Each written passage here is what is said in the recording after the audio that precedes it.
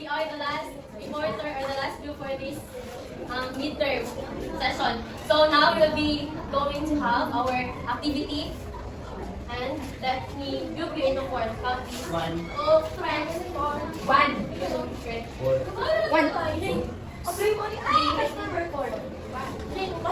Three. Three. Ang pangit lang natin.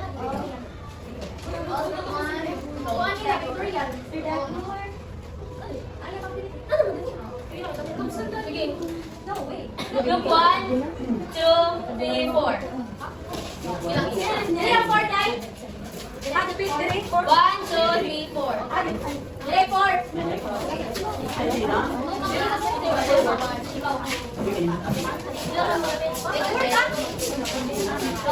Wow! Wala ka sa anak ko!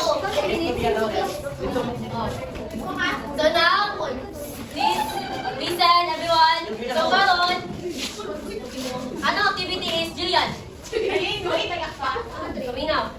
Atong activity karon kay by station. So station 1 will be diri station 2 dito, station 3 dito, station 3 diri sa stage.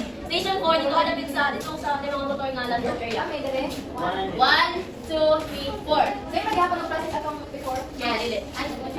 Dili na?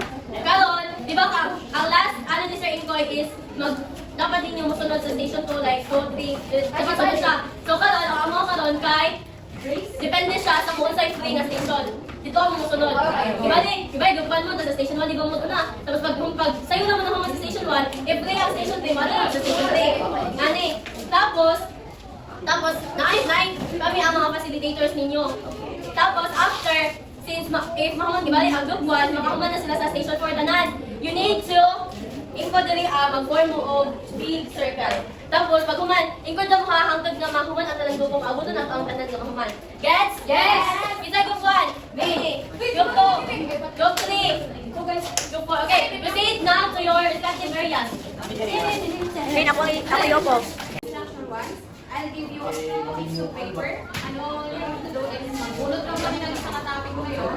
Then, ang inyong magbulot na topic is maghimo ka mo ng slogan, words or drawing. And then, I'll give you 2 minutes to draw or to write. Then, 4 minutes to explain. We have here the criteria for judging. So, ang criteria is clarity or easy to understand, relevance or alignment sa inyong magulat na topic, tas impact on emotion and impression, tapos ang manner how they stood in front of you sa pag-explain. Okay, ang good na kuan is 1 minute. Di ba, about time na nato ang kuan. So, ang good na kuan, good nga kuan 1 is 1 minute. Pag average, 2 minutes.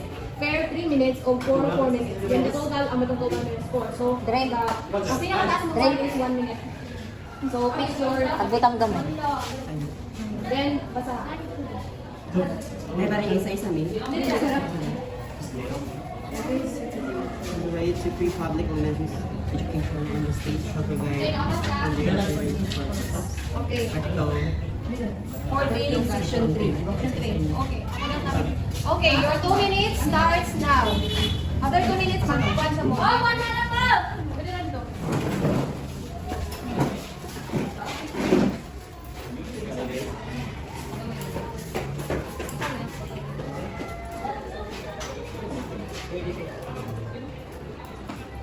Hawi yan. Right? Or so, state shall provide every specific Education is not limited to formal schooling. The government promotes lifelong learning. A. Education is a right. B. Universal access to education. C. Lifelong learning and continuing education. D. Relevant and responsive education. Balik ang A. Education is a right. B. Universal access to education. Education is not limited to formal schooling. The government promotes lifelong learning too. B. Lifelong learning. Next. Education should be aligned with national development goals and the needs of job market. A. Relevant and responsive education. B. Lifelong learning and continuing education. C. Quality and excellence in education. D. universal access to education.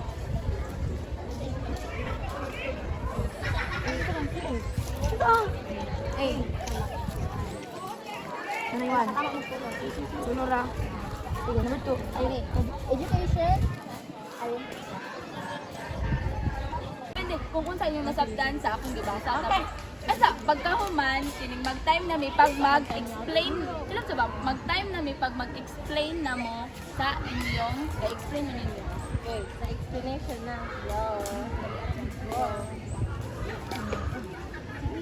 So, kini nga philosopher is si Apollinario Mabini. According to him, encourage individuals to cultivate their unique gifts and pursue righteousness to achieve personal perfection. For him, education is encourage individuals to cultivate their unique gifts and pursue righteousness to achieve personal perfection. Education. Ayun sa wala pa ha! Pag-explain na sila tayo. Uy, Brad, sabi na ko sa acting. Hey! Sige na, unsa? Wala, mag-explain na may. Ayun sa. Sige. Wala ko na tingnan. Sige, sige. Sabi na mo, para natin. Ang imong knowledge ko. Hindi ba saya? And ambition. And walay.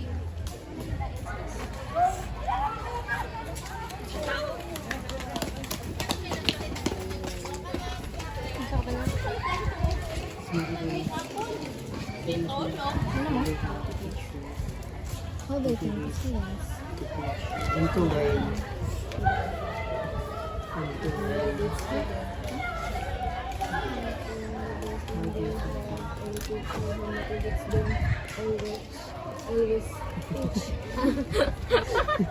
Teach and learn. You have consumed 1 minute and 37 seconds.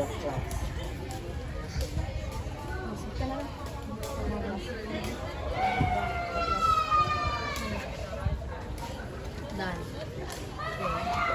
Just i-keep na natin yung hangin. Lupon man mo na. Graduates that is logically good. Tapos ka ng, in terms, logical eye skilled and knowledgeable. And very and expert. So, education will literally, will push us to our dreams and goals and a higher perspective of our life. So that Okay, is tama education. Late time na, ma'am. 42 seconds. Grupo man niya!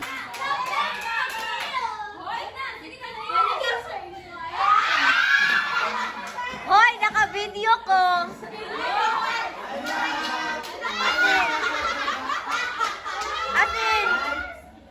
As in, promise.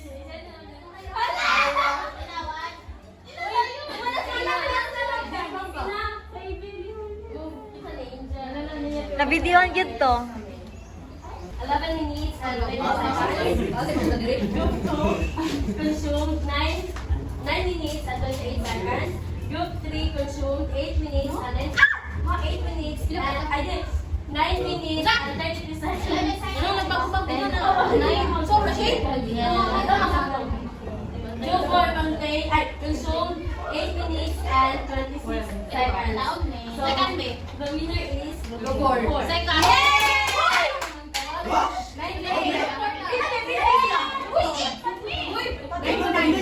Dali naman nilaman, ma'am. 8.28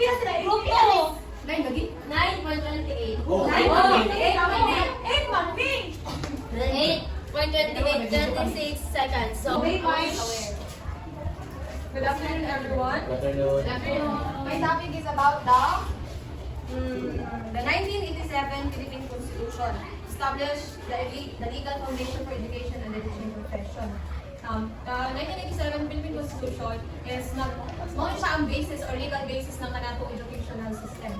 So, sa kuan kung matuti tayo ka-focus sa, di ba, ang napansin tayo sa kanang kuan din is naka-focus siya sa section 14, section 1, 2, 3, and 4. Sa section 1, ang itong the state shall protect and promote the right kung dili ka mo pa-eskwelahan ng parent kayo, you can use this article.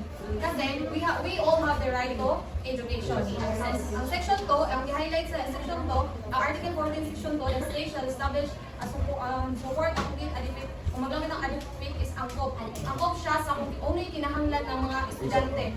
Sa like i-provide ka na to ang technologies, like sa K-12, na dito ang mga strands, i-provide ko sa mga future plans. Ang section 3 naman, i-highlight niya na every citizen has the right to free public elementary education and the state shall provide adequate funding for this. An example of this is the Fortis kasi yung mga financially incapable na mga families is pinatabangan nila ng isang ginagmay lang ang funding para maka-eskwela ang ginamanan is maka-access sila sa education. Diba na, walang sila sa elementary and high school. Kasi ginatabangan nila ng primary. And section 4, the state shall encourage non-formal, informal, and indigenous learning system. Best example of this is the ALS. Kasi pinuprovide nila ng education yung mga out of school youth or yung mga hindi na nag-aaral.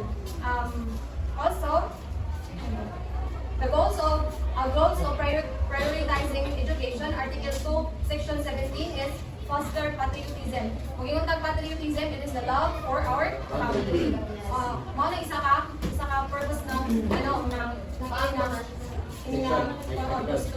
constitution, para ma-implement or ma-iwan sa mga estudyante na uno dapat nato pagmahal ang kanato nation. Then accelerate social progress sa mga information, technology, and education and healthcare services. And then, the Constitution also requires schools to promote monotone patriotism and nationalism, instill respect for human rights and appreciation for national heroes, and teach citizens rights and duties. So, ang pinaka-purpose sa 1987 Philippine Constitution is to teach the young Filipinos or ng mga Filipino citizenship ng patriotism, ang ilang mga right or mga karapatan o mga duties or kanilang mga dapat o mga duties and responsibilities sa kanilang nation. So our next topic is principle of Philippine education. So we have 10 principles of Philippine education. First is education as a right. Second, universal approach to education. Third, quality and excellence in education. 4 is lifelong learning and continuing education. 5 is relevant and responsive education. 6 is equity and inclusivity in education. 7, moral, spiritual, and ethical education. 8 is strong partnership between government and private sector. 9 is scientific, technological, and economic advancement. And 10, democratic and participatory education and governance. So first we have education as a right. Here in education as a right, it is an education is not a privilege but a fundamental right that should be available to every Filipino. Yes? Yes. Next is universal access to education. Here in universal access to education, the Philippine government ensures that basic education from K to 12 is free and compulsory in public schools. Next is quality and excellence in education. Here is education should not just be accessible but also high quality and globally competitive. Next is lifelong learning and continuing education.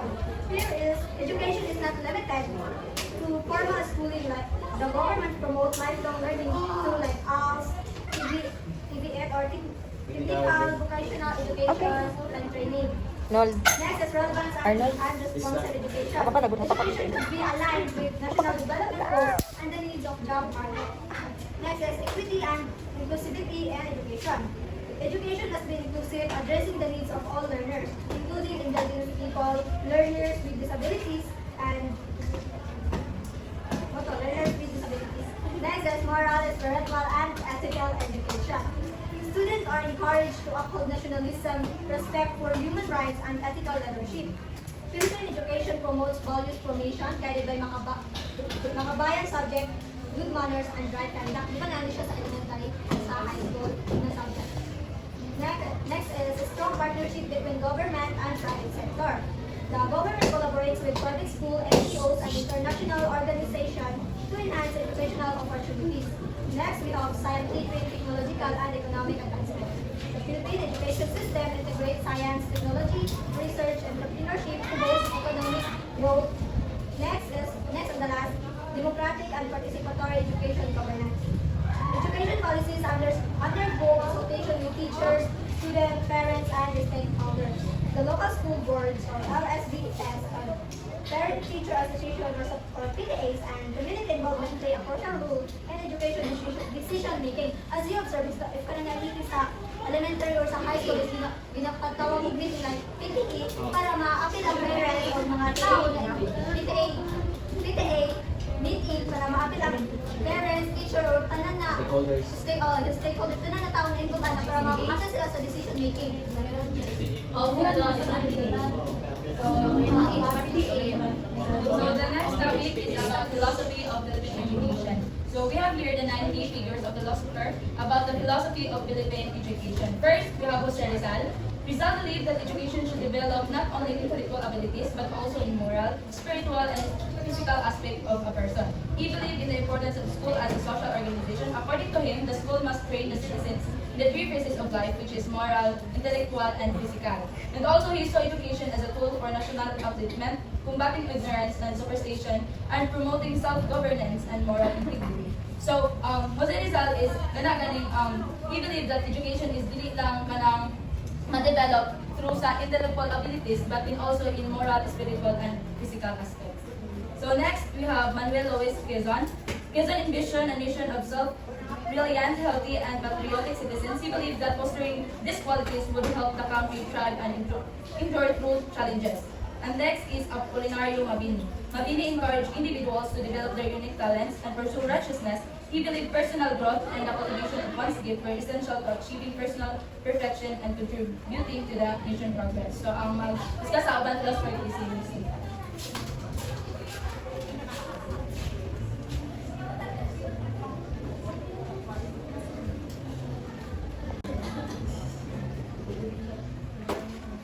Next is Juan Melosias.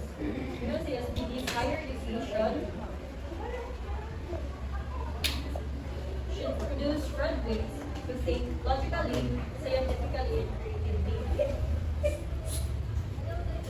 Camilo Macias believes that education should provide freedom, decency, and happiness for all people. He was an educator, writer, and philosopher who served as the first Philippine system to reform. For him, education should secure for every person that was measured of freedom, efficiency, and happiness.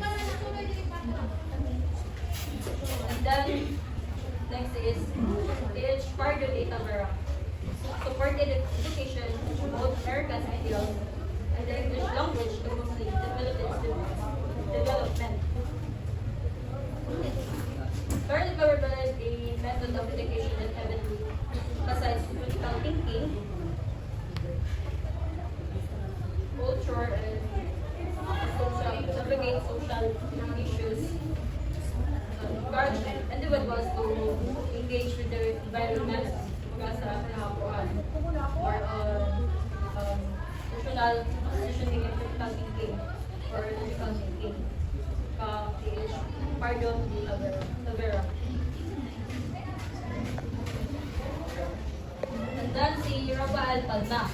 Rafael Palma emphasized the importance of education cultivating freedom, reason, and personal growth, promoting the idea that education must help individuals contribute to the progress of the world. Rafael Palma is more on hinahayaan niya yung mga students na mag-learn on their own. Based on freedom, independent learning. Then si George Bukubo.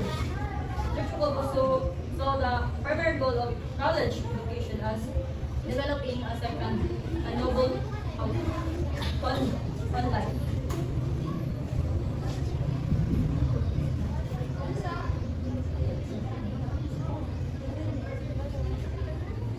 With your groups na ba?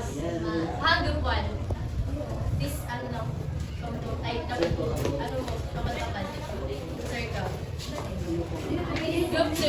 Group 2. Kamu, hindi ka ba dito? Ang group 3. Group 4 mo.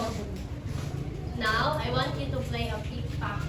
Same sa inyong i-play kanina. Ay, Tapos, this time, like for example, ang mamali, mo siya ang mag-share sa ilahang answer. Diba na may questions na gihata? Ang mamali, iba din sa group 1, ang mamali sa middle grade. So siya ang mag-share sa ilahang answer. Ito sa dulo. Start na! In group ano po yung mga? Group 1. Boom. To. Pick pack. Pick pack. 4. Pick pack. Boom. Pick pack.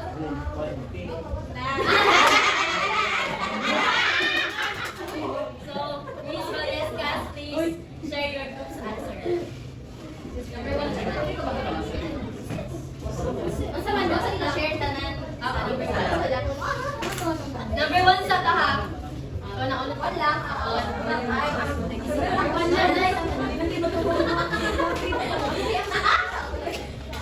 Sorry ha.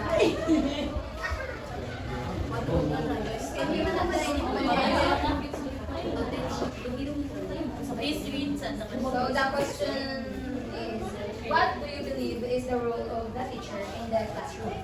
So the answer is, the role of the teachers in the classroom is to facilitate the students' needs and give their learning about their lives and experiences, and motivates the student to learn more in the classroom.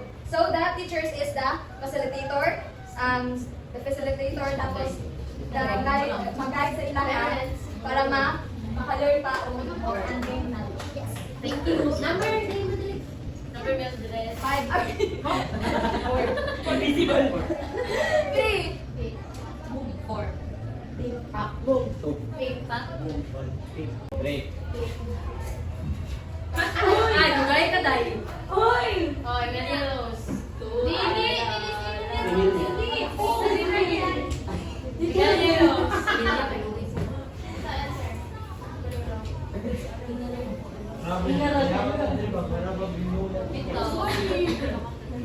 Open phone. Number 1 lang yapon.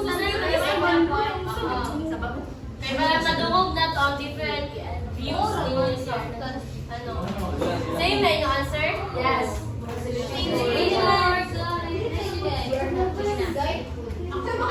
Ay, 2 groups na lang per. Sige, 2 groups. Last, ano na Okay, din? sige. Our group answer is, the teacher should be a good model for her or her students. His?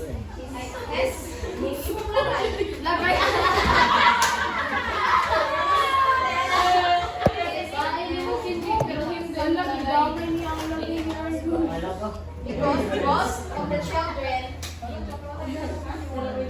mimic the teacher's behavior.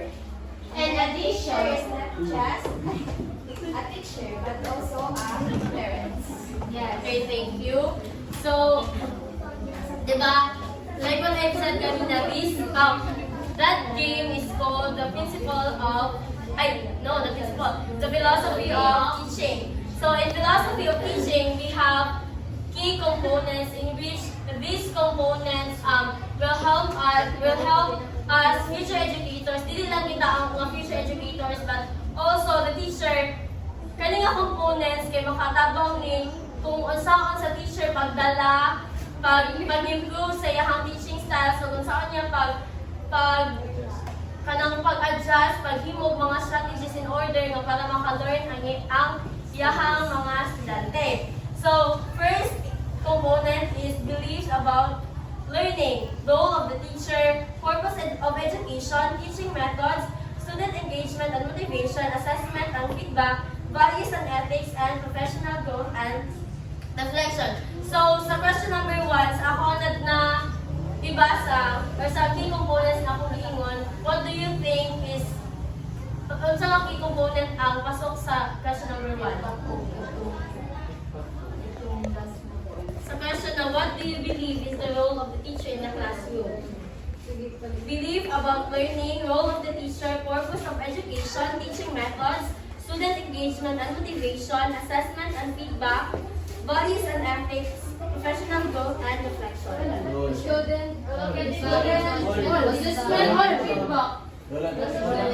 Goal, assessment, student engagement and motivation. Right. Yes, those answers are correct. So, ang naangkop gid sa question number 1 is role of the teacher, beliefs about learning, student engagement, assessment, and feedback. Kaya diba, if we are kanang teacher, dapat makabalot na kung sa ito ang role sa isa ka classroom. Kaya dili pwede na, diba, our instructors now, kabigon sila nga, we need to kanang be an expert, we need to be kanang, dapat manag-iya ta sa classroom. Kaya dili pwede nga, ang students ang manag-iya, kaya if ang students ang manag-iya, wala sila respect sa ato up. So, di ba, need na ito manag-iya sa classroom. And, di ba, sa kalunod generation is, we are now in, learner-centered classroom. So, di ba, the teachers nowadays are only acts as facilitator, guide, like, unlike sa past nga mga nahitabo or past curriculum, ang atong teachers ang nag-spoon feed sa ato sa mga knowledge na ato ang dapat mag-gain sa inside the classroom. So, which is karon na bago na siya. Kasabot mo? Yes. Angel. Jillian. Okay. So next, let's play another pick pack boom or Ang last. Sige. Namalik na kapak. Pick pack. Pick. Boom. To. Pick pack. Boom. Fake. Fake. Makuluan mo.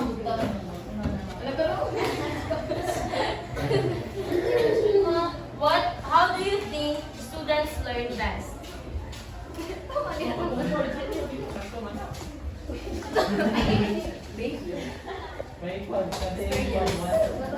Bye. How do you think students learn best? By learning by doing. Thank you. Another big box. Same. Pick out. Lain ba yung ako? Pick yung number. Ayaw. 3. Pick. Boom. 4. Pick. Back. Boom. Pick. Back. Boom. One. Pick. Balik niya. Pick. Pick. Pick. 4. Neil. Si Neil. 4. Pick. Back. Boom. Pick. Back. Boom. One. Pick. Back. Boom. Boom. Tog. Pick. Back. Boom. Three. Pick. Boom. 2. Pick. Back. Boom. Four. Pick. Back. Pick. Pick.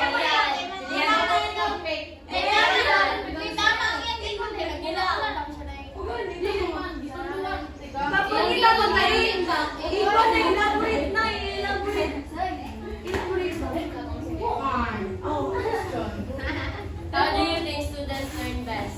The students learn best. What is the answer? You want to answer? Learning by doing magulang mo, so wala lang ka ng One. Studying for. What do you answer mo? Engaging.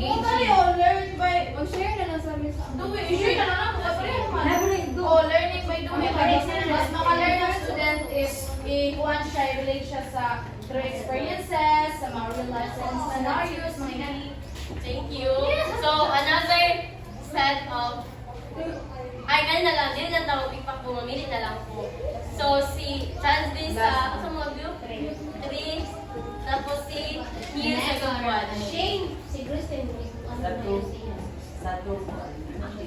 Ako? So, magiging question. Sabi ko. Uy, sorry. Second question. How do you think students learn best? So, ang answer is the teacher should observe his or her students if what type of teaching styles his or her students are more into at kung saan sila fit at makaka-learn. Okay. Thank you. Neil, please. Ako ang answer kay students learn best. Students learn best when they have a teacher who motivates them always teach and learn more fun from the class. And also, if that student learns best if like sa game nila, learning by doing. Okay, thank you.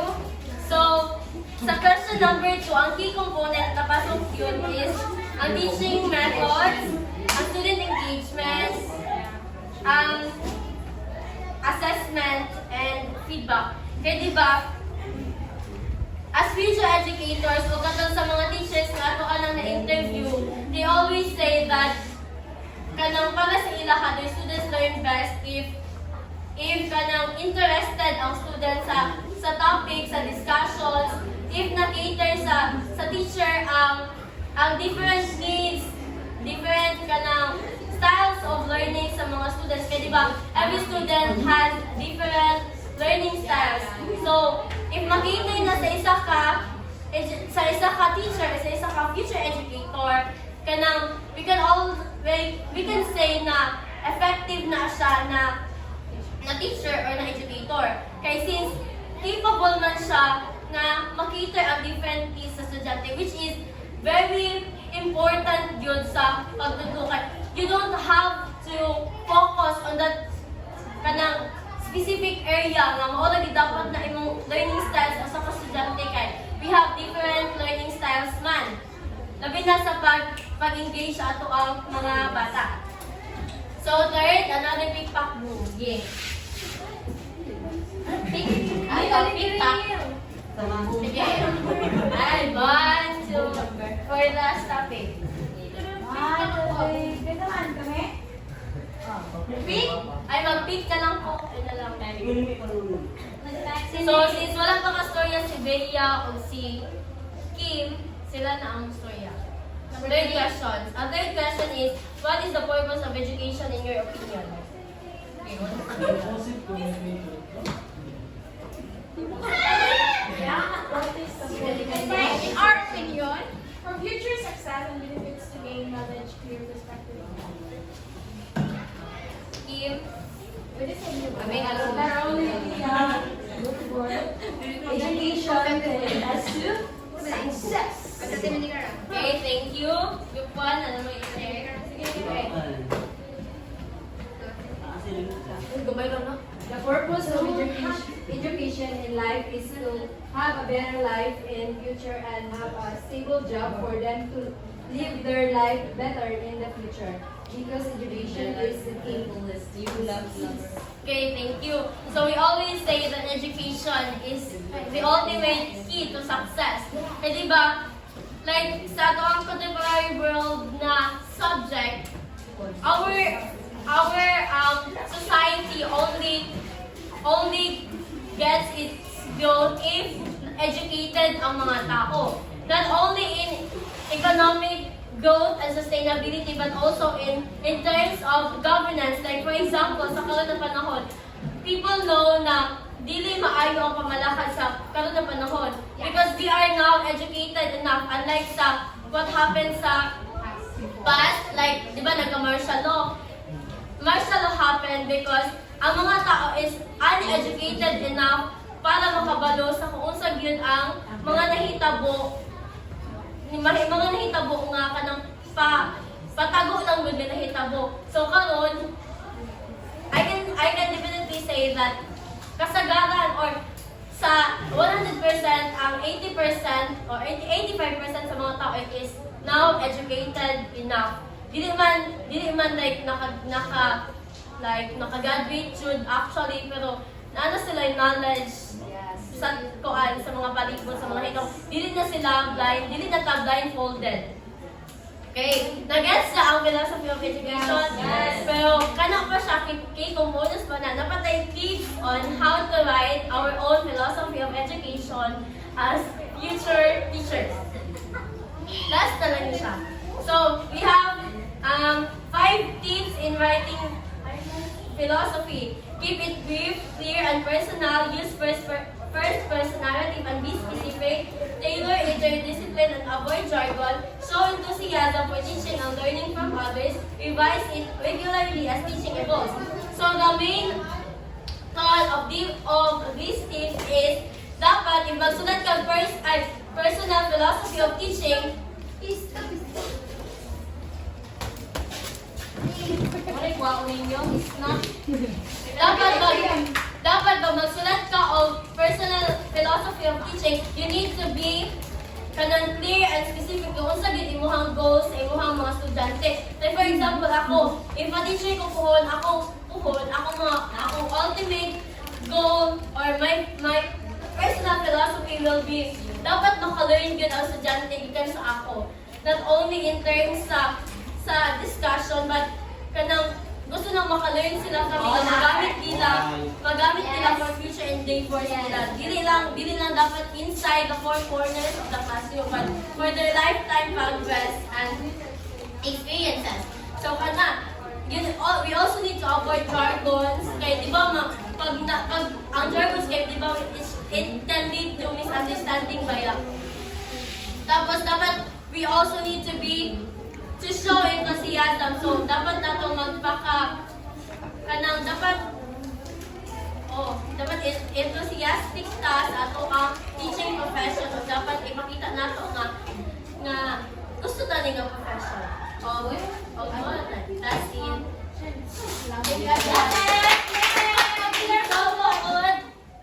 Katong game will serve you will have points. So, nakadaog will ang nakadaog will garner 60 points. Ang first, di ba, champion. Ang second will garner 55 points. Third will garner 50 points. And fourth will garner 45 points.